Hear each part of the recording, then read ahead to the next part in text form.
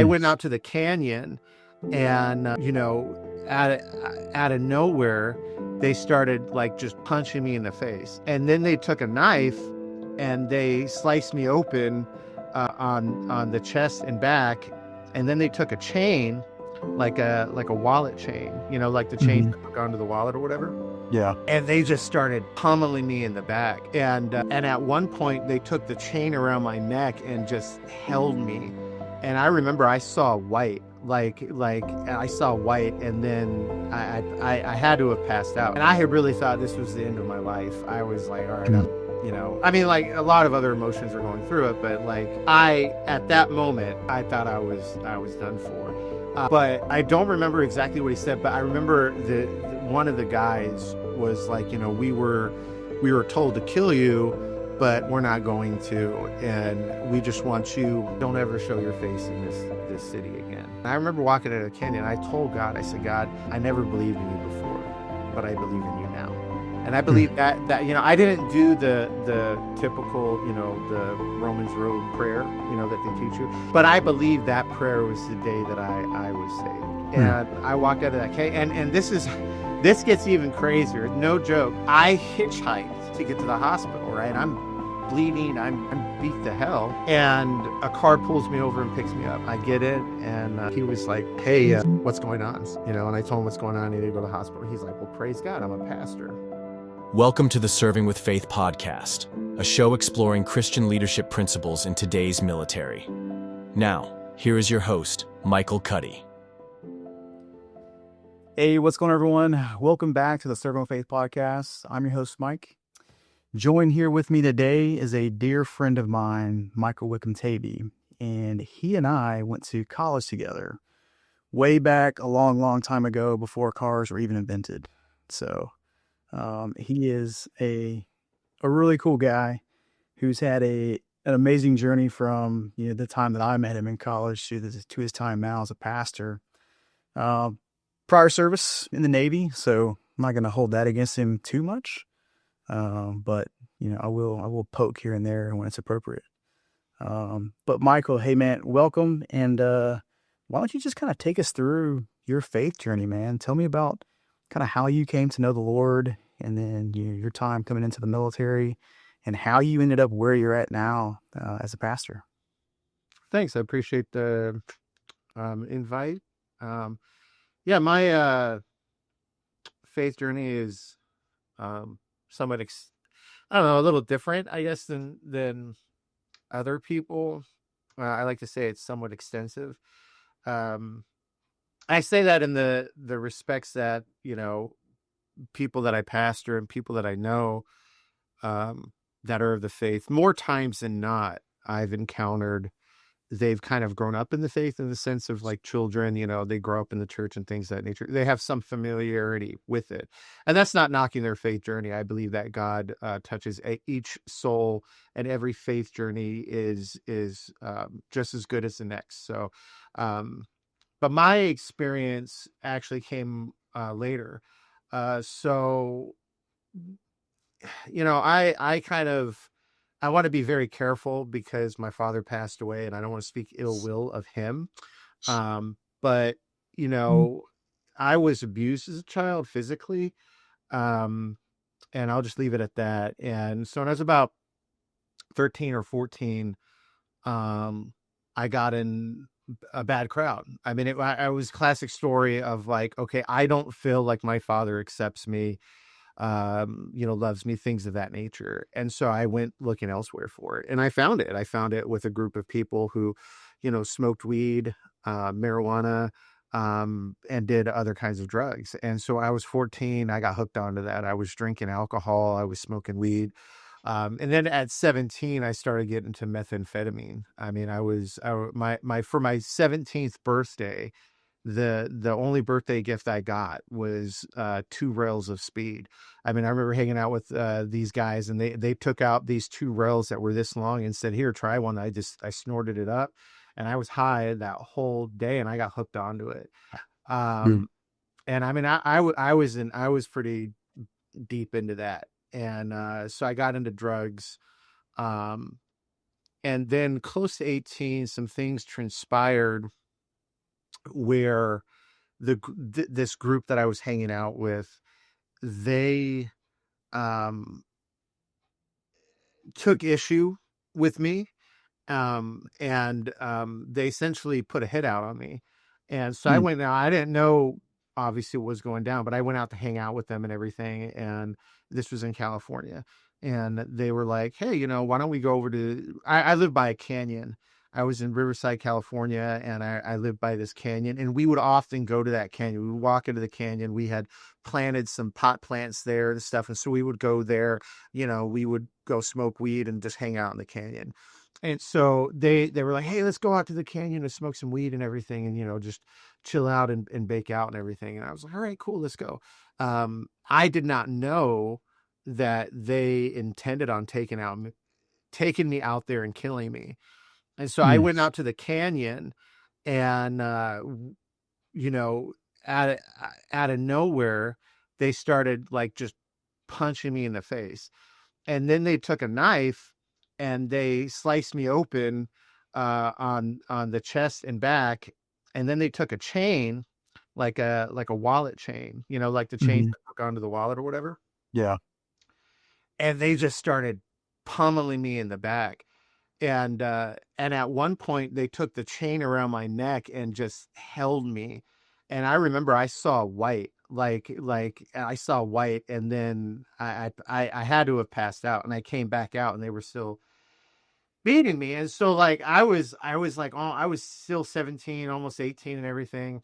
And I had really thought this was the end of my life. I was like, all right, Mm. I mean, like a lot of other emotions are going through it, but like at that moment I thought I was done for. But I don't remember exactly what he said, but I remember the one of the guys was like, we were told to kill you, but we're not going to, and we just want you, don't ever show your face in this city again.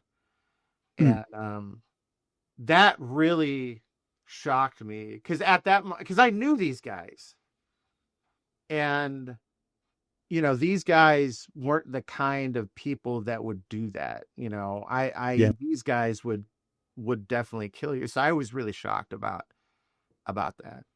Mm.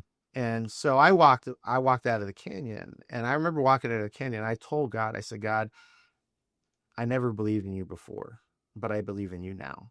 And I Mm. believe that I didn't do the typical, the Romans Road prayer, that they teach you. Sure. But I believe that prayer was the day that I was saved. Mm. And I walked out of that cave. And this gets even crazier. No joke. I hitchhiked to get to the hospital, right? I'm bleeding. I'm beat to hell. Hmm.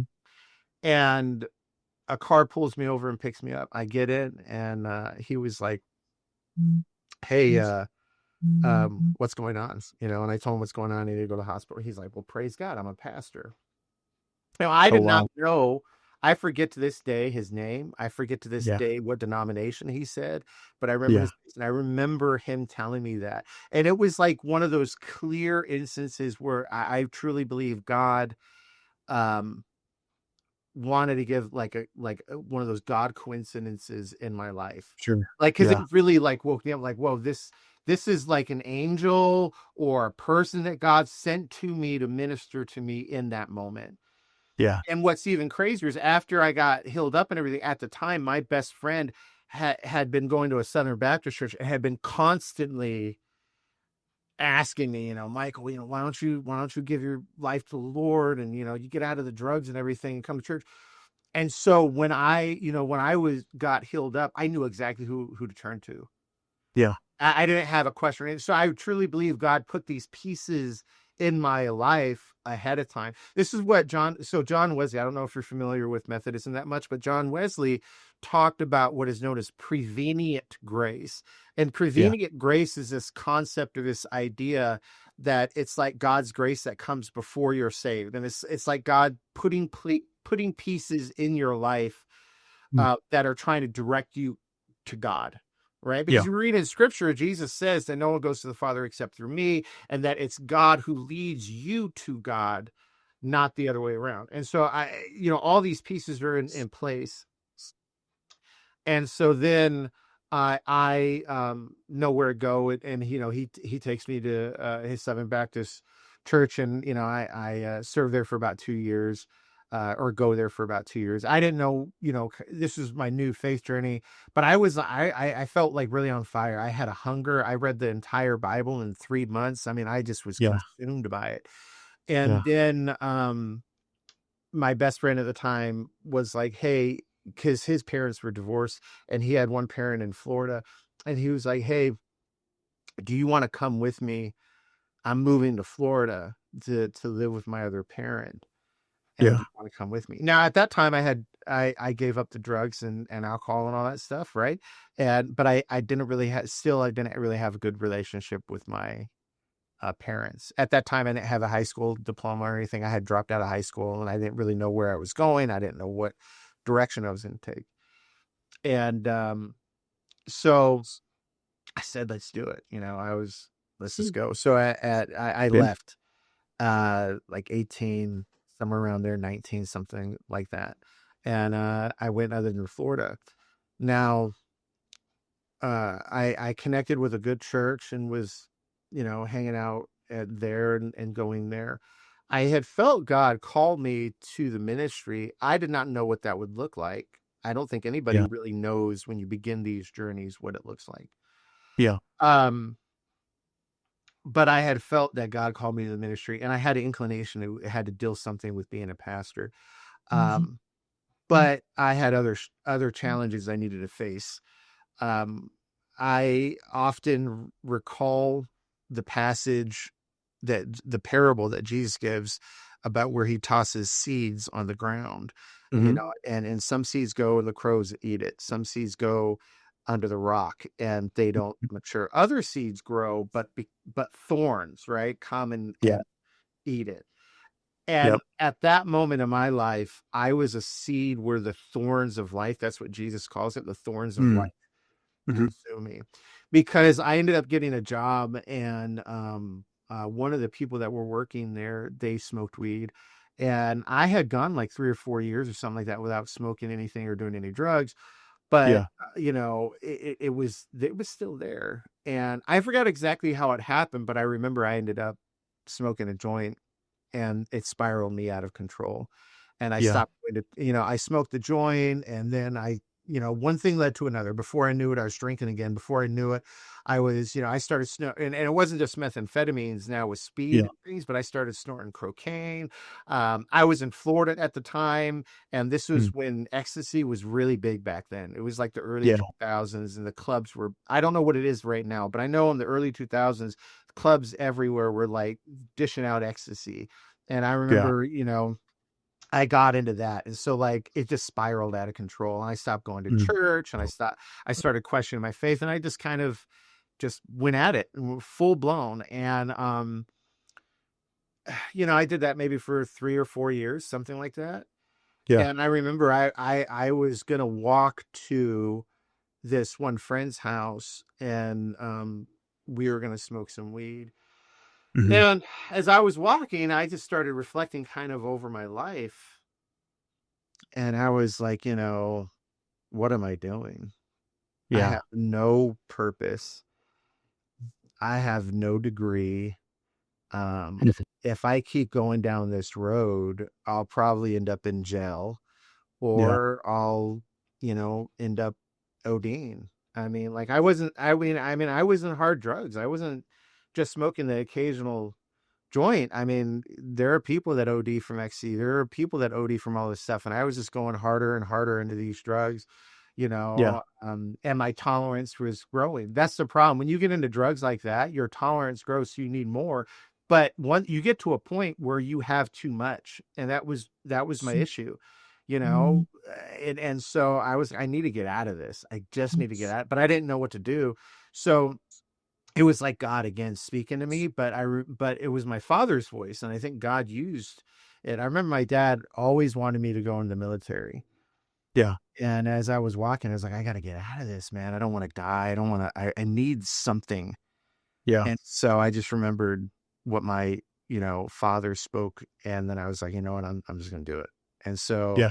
I walked 2 miles to the Navy recruiting center. And I said, I want to join the Navy. You know, I would love to sit here and say, you know, I joined the military because I had some, you know, powerful, patriotic, you know, you get these Yeah. stories about people, you know, you listen to, you watch these movies like Captain America, and Captain America's like, oh yeah, you know, I joined because I wanted to serve and this and that. And, you know, I joined, no, I joined because I needed to get out of my life. Yeah. My life was going elsewhere. And so I joined the Navy, and, you know, they helped me get a degree and set me on the right path. And I ended up joining, and Yeah. I ended up serving from 2004 to 2009, 4 years active duty and 1 year Yeah. reservist. I couldn't hack the reservist. What'd you What'd you do in the Navy? I was an operations specialist. Okay. So I don't know if you're familiar with that, but No, no, not at all. You have to school me up a little bit. let's go. So operations specialist, have you ever, so you've watched movies like Top Gun and stuff like Yeah. that. Yeah. Yeah. So you know those scenes where they like go into a room and there's a bunch of people around like computers and it's like blue and things like Yeah. that. That's what Yep. I did. So they would put Okay. so like what we would do is we would like we would be on like radar, you know, and we would Okay. be Yeah. You're in monitoring the other ships. almost in like the command center control room, like Yeah, just yeah, yeah. That's a, yeah, yeah. command Yeah. center. It's the COC they Cool. actually call it. So I was in Yeah. command center, and so we would like, you know, monitor other ships. We would direct course. So like if the captain wanted to go somewhere, we would, you Yeah. know, have to direct. We'd have to change the course, or we would look at maps to let the captain know if like a storm's coming in or this, that, whatever. We would Yeah. handle like operations, even to the extent to Gotcha. where like if you know, the captain got an order from the president or someone that says, you know, you're going to strike some area or whatever, the captain would give us the call, and it would be us the duty to like press the buttons and do all that kind of Yeah. stuff and send the missiles Execute. off. So, Yeah. yeah, Yeah. we were into all of that stuff, and so I Okay. did Cool. that. Yeah. And I got discharged as an operations specialist, second class, petty Okay. officer, and honorably discharged. I was East WAS qualified, which is that's a particular designation Hmm. uh, that is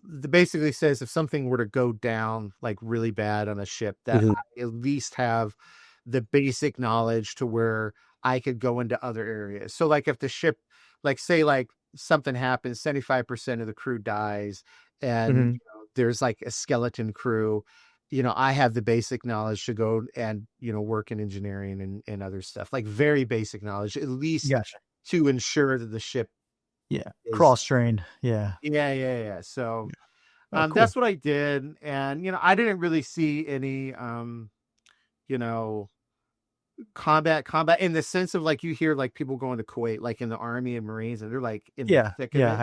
I Afghanistan, never dealt all with that that, but stuff. I Yeah. did deal with some of the stuff on the shores of Kuwait on the Hmm. ship.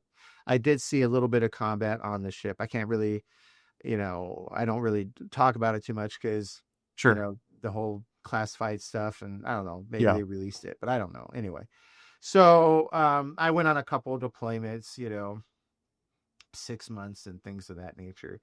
Yeah. So, you know, when I was in the Navy, I ended up getting, you know, going back to my faith journey because it Hmm. intersects. I ended up getting married and having a couple kids, and but I was not following the Lord. I want to Yeah. specify that, like Yeah. I think, you know, I do believe God led me in the Navy, Sure. but you know when I was like I need to get out of my life and all Mhm. this drugs and all this junk, it wasn't me completely turning to the Lord. It was just me wanting to get away from life. So I went in, and you know, I served and I got off the drugs and all that. That was good. That was good. But I Yeah. still got into terrible stuff, and I was still drinking. I mean, there's, you know, that stereotype that Navy people drink a lot, and it's true. We Yeah. we drink a lot, and I mean, I drink a lot, and I also Yeah. got into I got into some bad stuff like porn, you know, and Yeah. other stuff. And, you know, you're in the military, you know, people Oh like to, yeah. like to kind of have this saintly vision of the Mm-hmm. military, like, oh, they're saints and awesome. And No. it's that polished Not at view all. that citizens Yeah. and people have. But when you're in the military, you see the demons that are present, Oh yeah. you know? Yeah. And so I was into that really bad. And, other things, we go on deployment. And I remember going to Thailand. I'm not going to go too much into it, but it's true. You go to Thailand and these places, they'll put out women with numbers, and you're sitting there drinking, and Yep. you'll say each woman is a certain amount of money, and you say, Mm. I want number 32, I want number 21, I want number. It's terrible. It is Wow. completely Yeah. terrible. Yeah. And I was into all that, and so um, eventually things got bad, Mm-hmm. and my wife at the time, she wasn't having any of that, obviously. Yeah. And she sought a divorce. And Mm-hmm. now let me rewind for my. So I joined the Navy in Florida, but I asked to be stationed in San Diego, so they moved me to San Diego, and I got married in Florida and everything. So she and the kids and everything, we went to San Diego. Okay. And so when she sought a divorce, she was like, I'm taking the kids back home to Florida. Yeah. And that kind of it was a wake up call. It was a second wake up call. Like, yeah, sure, I got out of the life of, the drugs and stuff, and I gave my life some sort of purpose and some sort of direction. Yeah. But what is it costing me? Yeah. Yeah. And just because I have stability in the sense of wealth and these other things Mm-hmm. doesn't necessarily mean I have the right character and my life is good. Yeah. And so I remember I was on deployment, and I got all this information from my wife, the uh what do they call it? The legal order, or when she's seeking divorce or whatever. I forget the Yeah. name of it, but Yeah. I got it via email. And I remember I was in my rack, and I just started weeping and crying, and just Yeah. like again reflecting on my life. Sure. Where am I going? And so then that's when I gave my life back to the Lord. And I was Mm. like, all right, God, you let me do what I want to do, you know? Yeah. And I hit a brick wall, and I can't do life anymore without you, And Yeah. at the time I was really afraid, because you read certain verses in Hebrews that talk about like how if you tread on the blood of Christ, there is no longer Mhm. salvation for you. So I felt that. I was like, man, Mm. that's what I did. I what Christians called becoming an apostate. And I thought that I committed that. And so that was part of the reason why I didn't go back, because there was that voice in my head prior Mm. to this, but I was like, man, I'm not going back to the Lord, because he's not going to take me. God's not going to take me. Oh, I've done too yeah. much. But at this point I just broke, and I was like, and so I just called out to God, and in that moment I felt God's grace and love and acceptance and everything else. Man, it's always there, brother. That Yeah. And I grace mean, is I could always go there. into the Greek, because I know about the Yeah. learning the Greek and the Hebrew, but yeah, Sure. so I felt that. Um, and it was so amazing, because immediately I remember I ended up like, I had thousands of like, porn videos on my laptop. I deleted it all. Mhm. And I ended up like just throwing away all the videos I had, and I stopped Yeah. drinking. It was like God really touched me. Yeah. And what's really cool is I started hanging out with some people out on the ship that were Christians, and we started going to chapel. And I had the chaplain approach us, asking us if we could do like the nightly prayers on the 1MC, because in the Navy Yeah. at night, I don't know if they do it now, but I know when I was there, I think they still do it. But when I was there at night, the chaplain would always say some sort of nightly prayer.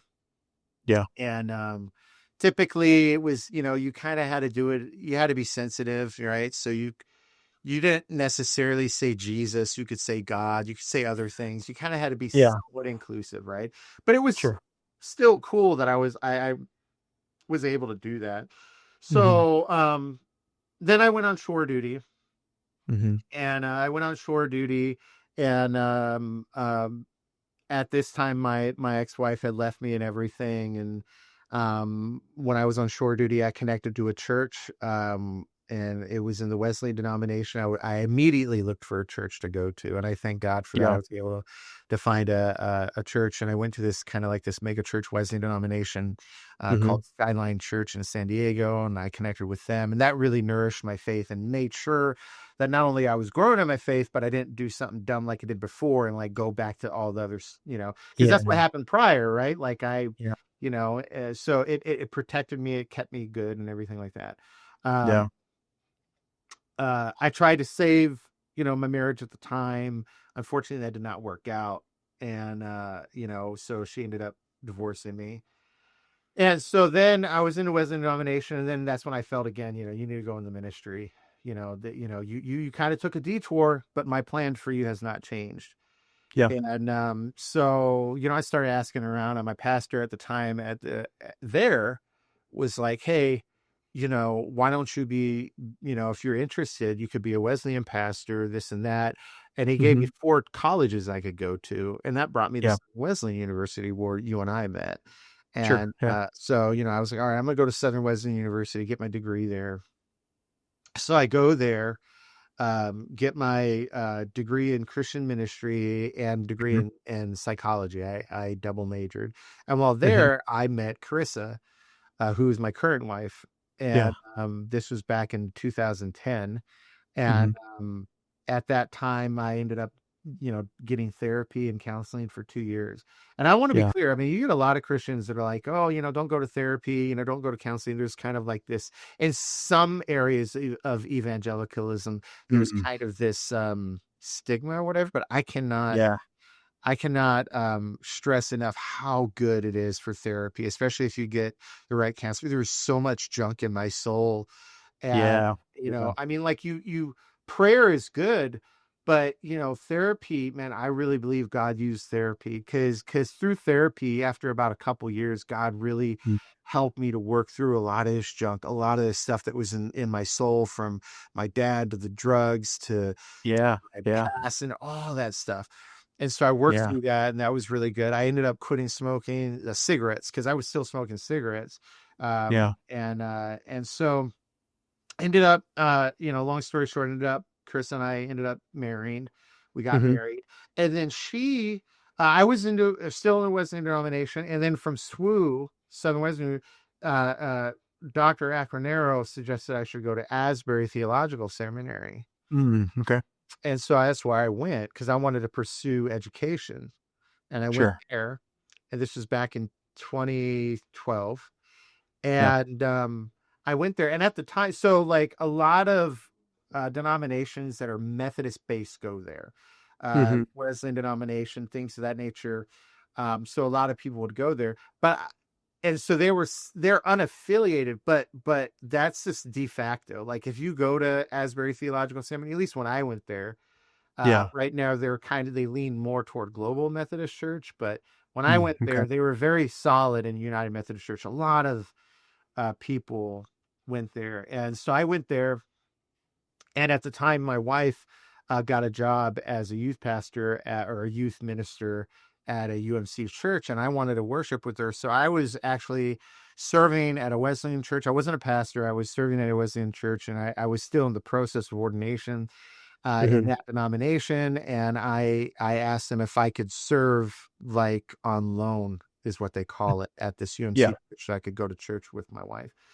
So Yeah. I went there, and because I was worshiping with my wife in the UMC, and because I was going to a seminary at the time that was Hmm. very solidly UMC, um, Hmm. that exposed me to Methodism and at a deeper level, and I Yeah. just gravitated toward it, and I felt really strongly it was a hunger that I had. I felt really gravitated toward the theology, polity, all that kind of stuff, and Yeah. so, after a long time of really thinking, pondering, praying about it, I Hmm. ended up deciding to change, and I, jumped ship to use a Navy analogy, and I Yeah. went from Wesleyan denomination to Methodist denomination. Hmm. And then I was still in South Carolina at the time, and my wife and we decided that we wanted to move. South Carolina just we did not fit in for various Yeah. reasons, and she had family in New York because she grew up in New York. She went to Southern Wales University from New York, so we Okay. were like, well, let's just move to New York and get back to where your family is.